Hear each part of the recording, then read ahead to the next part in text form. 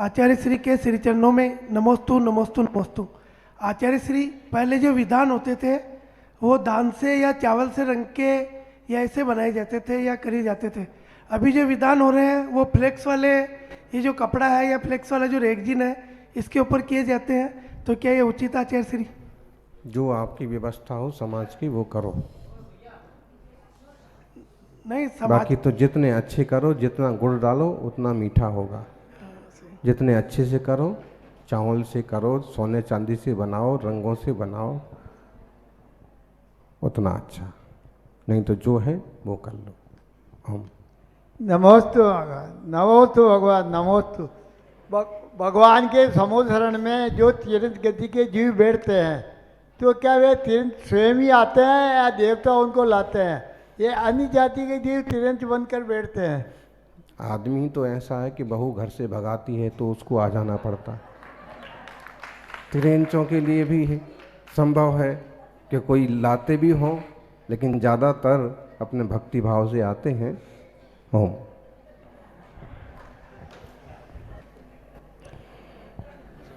और किसी की कोई जिज्ञासा हो तो? सही है, बड़े बुजुर्गों को कई बार बहुएं, कई बार बेटी सलाह देते हैं, कई बार धक्का भी देते हैं कि क्या करते हो, धर्म ध्यान करो। आचार्य श्री जी के चरणों में नमोस्तु नमोस्तु, कोटि कोटि नमोस्तु। आचार्य श्री, जब पंच कल्याणक करते हैं या अष्टांग का व्रत सिद्ध चक्र विधान होता है तो उसमें जो मुख्य स्थापना मंडल पर होती है उस पर जो लौंगें चढ़ाई जाती हैं तो वो फिर आखिरी में जहाँ वहाँ वन हो जाता है तो उसके बाद सब लोग घर ले जाते हैं वो मुख्य स्थापना की लौंगें। तो उसको कैसे पुण्य पाप लगता है कि क्या करते हैं? लोगों को कोई पुण्य पाप नहीं लगता है। लोग नहीं अपने घर में ले जाते हैं। हाँ, बिल्कुल ले जाओ। अगर पंडित जी ने वो सलाह दी है तो आप ले जाओ, फिर जो जैसी जिसकी आस्था है वैसे करो। ओम।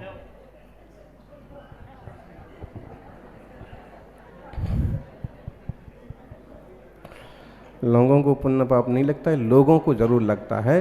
तो अपने विवेक से ही कुछ भी प्रवृत्ति करना चाहिए। और ये क्रियाओं में थोड़े भेद भी पाए जाते हैं। कोई कहता है कि क्यों छू लिया, क्यों उठा लिया, क्यों घर ले गए, लेकिन कुछ स्थानों पर चलता है कि वो पवित्र मान करके कोई अपने उसमें धन भंडार में रख लेते हैं, कई बार उसका औषधि के रूप में उपयोग कर लेते हैं। तो वस्तु विद्वानों का जैसा मत है वैसे करो। नमोस्तु आचार्य श्री।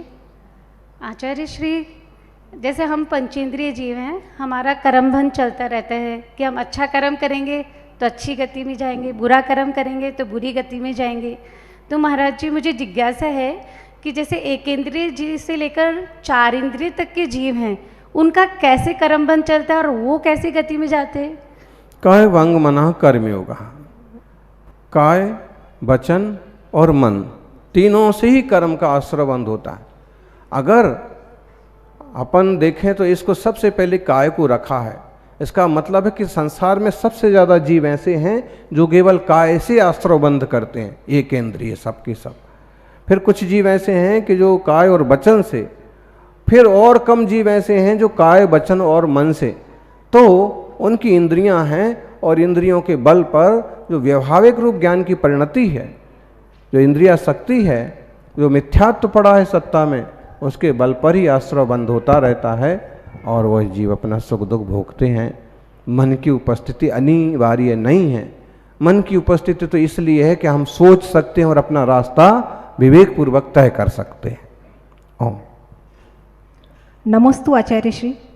मेरा ये प्रश्न है कि हमारी बेटी या ननद मतलब बहन, उनके ससुराल में अगर सूतक पातक हो जाए और इस बीच में अगर उनका हमारे घर में आना हो तो हमें उन्हें अपनी रसोई में या परिंदे में छूने देना चाहिए या नहीं? आपकी बेटी या बहन, जैसे उनके ससुराल में सूतक पातक है और वो हमारे घर में आते हैं इस दरमियान। नहीं, उनको अगर जैसे आपने बेटी दे दी तो फिर तो वो सूतक ही माना जाएगा। उनके यहाँ बच्चा हुआ या कोई सूतक पातक हुआ तो आपकी बेटी आएगी आपके घर में, अब तो आप जो उसको मतलब वो सूतक माना जाएगा उनका 10 दिन का। तो उन्हें अपनी रसोई में छूने नहीं देना चाहिए। और जो ननद है, ननद को अगर वहाँ सूतक लगा है हाँ। तो वो सूतक माना जाएगा। आपको सूतक लगा है और फिर ननद आई है तो वो सूतक उसको नहीं माना जाएगा। ऐसे ही चलता है ना। हाँ, लेकिन उनके ससुराल में हो तो अपना नहीं मान, अपना छूने नहीं देते ना रसोई में, मतलब उनके ससुराल में हो तो उनको नहीं छूने दो। आप आए हैं तो उनकी व्यवस्था कर सकते हो खाने पीने की। नमस्ते महाराज। ओम।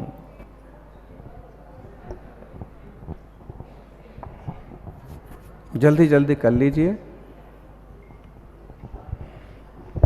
और किसी की कोई भी जिज्ञासा हो तो प्रश्न जो है ना एकदम सधे हुए हों, कम शब्दों में हों और फिर बीच में ना बोलें, फिर उसको समाधान अच्छे सहजता से होता है तो अच्छा लगता है। ओम। नमोस्तु आचार्य श्री। भगवान का समोसरण कैसा होता है और उसमें भगवान की दिव्य ध्वनि किस तरीके से खिलती है? लो,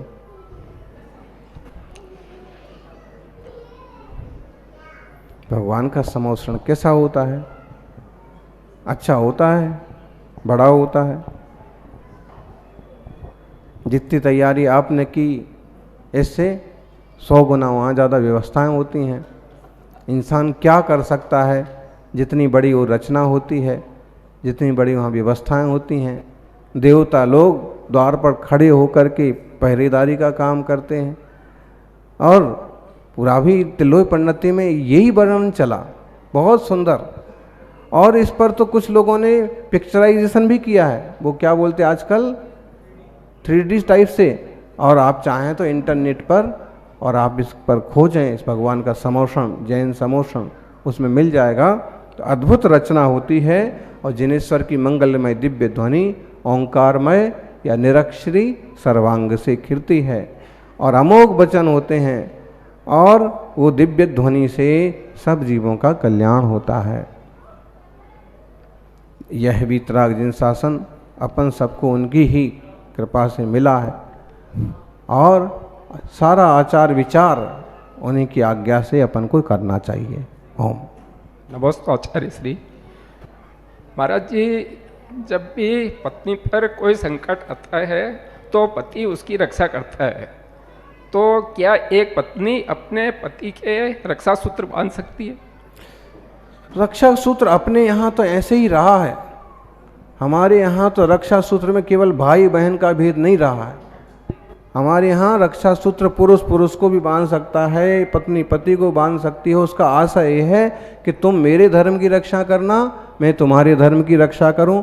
और तुम्हारा धर्म का मतलब ऐसा नहीं कि तुम्हारा कोई और धर्म है। धर्म तो सबका वही वीतराग जिन धर्म है, देवशास्त्र गुरु को मानने वाला। लेकिन मूल ये है, जैसे आपके कोई व्रत हैं तो मैं आपके व्रत निभाऊं और आप मेरे व्रत निभाना, इस तरह से कोई बाधा नहीं आती है। फिर भी आजकल लोग व्यवहार में भाई बहन जैसा ही चलता है। और फिर बांधना चाहें तो बांध सकते हैं, और अगर ब्रह्मचर्य आदि व्रत ले लिए हैं तो फिर बांधने में तो बिल्कुल ही दिक्कत नहीं है। और बाकी नमस्ते भगवान। दिनेश राठौड़। एक पंक्ति है, जो गुरु और भगवान का इंतज़ार करते हैं लोग उनका इंतज़ार करते हैं, और जो गुरु भगवान को इंतज़ार करवाता है लोग उनसे इंतज़ार करवाते हैं। इंतज़ार की महिमा को क्या है?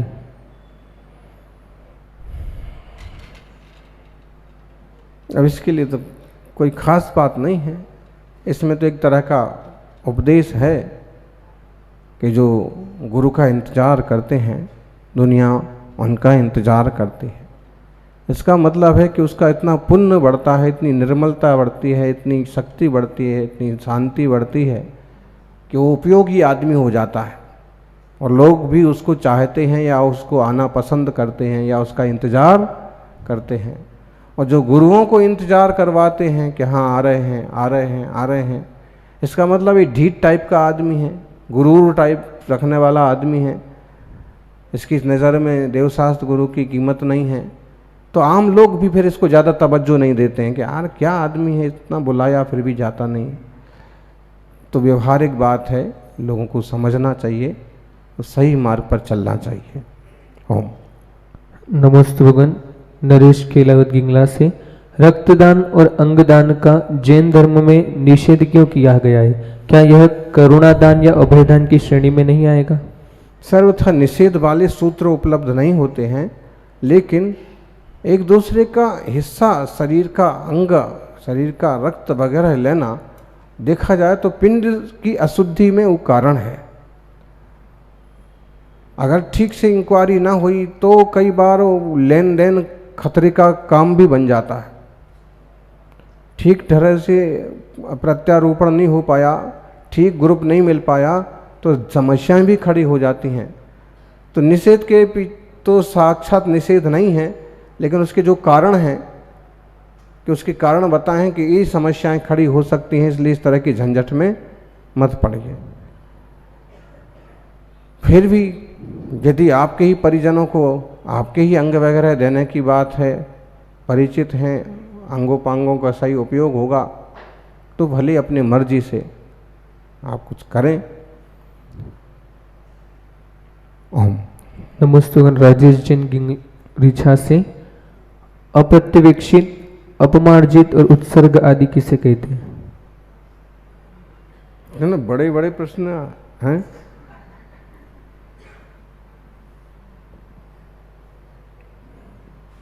तत्वार सूत्र के 7वें अध्याय में इस पर बहुत अच्छी चर्चा है। आप 7वां अध्याय पढ़ लीजिएगा, वहाँ से पूरा मिल जाएगा। अप्रत्यवेक्षिता प्रमाणजितोत्सर्गादान संस्त्रोपक्रमणा नादर स्मृत्यनुपस्थानानि। पुरुष दो उपवास व्रत की ये अतिचार है। जब कोई व्यक्ति उपवास करता है तो बिना देखे सोधे ही बैठ जाता है। इतना वो तंग हो जाता है, परेशान हो जाता है शाम होते होते कि बिना देखे सोधे ही कुछ भी बिस्तर पटकता है और खुद भी उस पर गिर पड़ता है। तो ये कहा कि इस तरह की दोष मत लगाइएगा। आप बिना देखे सोधे सो गए, बिना देखे सोधे बैठ गए, बिना देखे सोधे सामान पटक दिया, तो इसमें जीवों का घात पात हो सकता है। एक ज़माने की बात है कि कोई त्यागी जी थे, उनने लिए ऐसे ही और अपनी बिछाई चटाई और सो गए। और सोए तो लगा डोर का डंक, तो देखा कि बिच्छू है चटाई में। तब समझ में आया कि गुरुजी सही कहते हैं कि पूरा मार्जन करो, फिर बिछाओ, फिर विश्राम करो। गृहस्थों में भी बिस्तर में कई बार ना ठंड बरसात के दिनों में गाँव में बिस्तर में सांप तब घुस आते हैं। कई जगह मिलती नहीं, पानी बरसता है और पूरे ठंडे पड़ जाते हैं, तो उनको बिस्तर ही गरम गरम मिलता है। अगर आप मार्जन नहीं करेंगे, ध्यान नहीं रखेंगे तो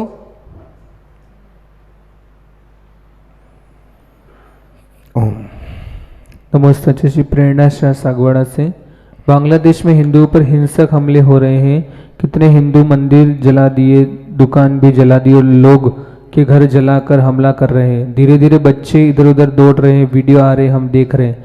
यह किस कारण से हो रहा है? इस पृथ्वी पर सब जीव शांति से रहे, ऐसा होना चाहिए। गुरुदेव हमें बताएं। बिल्कुल होना चाहिए। ये बात तुम सास बहू बांग्लादेश जाकर के लोगों को समझाओ। बात तो सही है कि पूरी तरफ शांति हो, सबका कल्याण हो। ऐसे छोटे छोटे बच्चों पर अत्याचार हो रहे हैं। कितने बेवकूफ़ लोग हैं, वो इंसान नहीं समझते हैं, पंचेंद्रीय जीव नहीं समझते हैं। कैसे क्या होगा? अपन अपनी प्रार्थना करें, प्रार्थनाओं का भी अच्छा परिणाम होता है और हो सकता है थोड़े दिनों में शांति हो जाएगी। ओम। अब आंदोलन तो कर ही रहे, आंदोलन के साथ साथ मंदिरों में प्रार्थनाएं भी होना चाहिए, चालीसा भी होना चाहिए, नमोकार भी होना चाहिए कि बांग्लादेश और चाहे जो भी देश हैं, सब देशों में शांति हो और इंसान क्या, पशु पक्षी भी अपनी शांति से जिंदगी जिए, सबका कल्याण हो। ओम। और किसी का प्रश्न एक लाइन में प्रश्न पूछे और बीच में ना बोले। करना चाहिए इसकी शुरुआत कि आज हम समझ लो 10 मिनट नमोकार का पाठ करेंगे, बांग्लादेश में हिंसाएं रुकें, विश्व में शांति हो। नमोस्तु गुरुदेव। आज के प्रबंध से सवाल है, वो कौरव पांडव के विषय में। उनको समझाने वाले तो श्री कृष्ण भगवान थे, फिर भी वो नहीं माने। आज के युग में हमारे आचार्य, उपाध्याय, सर्व साधु सब जगह प्रवचन देते हैं। भाई भाई में झगड़े, कोर्ट कचहरी में घूमते हैं, एक भाई का ऐसा दूसरा दबाते हैं, और उनको अनंतानुबंध की सहाय कौन सी है महाराज जी? उनका क्या कौन सी गति होगी आगे? अपन क्या कहें किसी गति के बारे में, लेकिन इतना जरूर है, इस तरह का अशांति का माहौल, इस तरह का लालच का माहौल, थोड़ी थोड़ी चीज़ों को लेकर के मंदिरों के लिए लोग लड़ते हैं, मंदिर के अध्यक्ष बने रहने के लिए, उसकी चाबियां पकड़े रहने के लिए। मतलब ये नहीं, अगर ये जबरदस्ती बने हैं, या तो इनका वहाँ से कुछ कमाई का लालच है, या फिर उनको पद प्रतिष्ठा का अहंकार का लालच है, और उसमें वो नई कमेटी बन भी गई समय के हिसाब से समझ लो, तो फिर वो कोर्ट में केस चले जाएंगे। कैसे लालची लोग हैं, कैसे, मतलब उनको ये नहीं समझता है कि साधर्मी आपस में क्यों झगड़ा करें, भाई भाई क्यों झगड़ें। तो ये लोभ लालच बड़ी बुरी बलाए है, और इससे तो कौन सी गति हो जाए, सभी गति हो जाएंगी। अब क्षमा वाणी भी नहीं करते तो अनंतानुबंधी हो गई, तो भुगतेंगे फिर। बिल्कुल भोगना है, अधिकतम जो है मर के नरक ही जाना है। तो ऐसे ही परिणाम होंगे तो ही जाएंगे, अच्छे परिणाम रहेंगे तो कैसे जाएंगे फिर। कई लोग तो साधुओं तक को घसीट देते हैं। ओम नमोस्तु महाराज। अभी तक तो अंगदान और ये सब चल रही थी महाराज जी, अब देह दान और होने लग गया, इसके बारे में क्या कहेंगे महाराज? क्या कहेंगे बताओ, आप क्या सुनना चाहते हैं?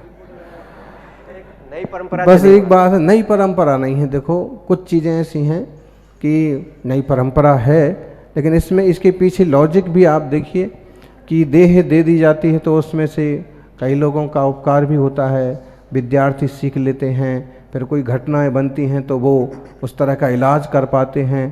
तो लोक व्यवहार के हिसाब से जो ये चीज़ें पैदा हुई हैं एकदम बाहियात तो नहीं हैं, लेकिन ये जो चीज़ें पैदा हुई हैं कि किसी बीमारी के बहाने भर्ती करते हैं और उसकी किडनी निकाल करके डॉक्टर बेच डालते हैं, ऐसे भयंकर किस्से हैं। और सामने वाले ऐसे बेवकूफ़ ना, उसके ही पेट में रुई का डब्बा कैंची सब पेट के अंदर छोड़ देते हैं, फिर नया ऑपरेशन करेंगे।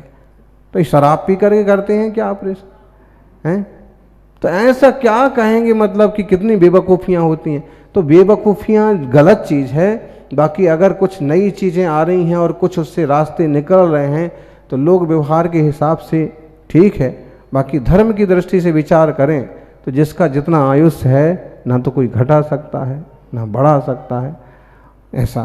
इसलिए फिजूल के झंझट में पड़ने की बजाय विवेक से ही काम करना चाहिए। और देहदान जैसी बात कोई बनती है, किसी का मन बनता है, करना है तो करो, नहीं करना है तो मत करो।